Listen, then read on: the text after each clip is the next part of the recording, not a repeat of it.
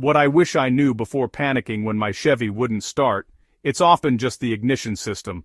Let's break it down together. First, let's talk about what the ignition does. It's the system that starts your truck when you turn the key. But sometimes, it stops working right.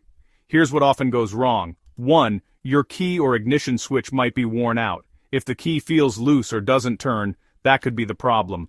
2. The battery. If you hear clicks but the engine won't start, a weak battery could be the culprit. 3. The starter. A faulty starter won't let your truck turn over, no matter how many times you try. 4. The security system. Sometimes, it thinks you're using the wrong key, even if you aren't. So what do? Start simple. Check the battery and try a spare key. If nothing works, it's time to call a mechanic.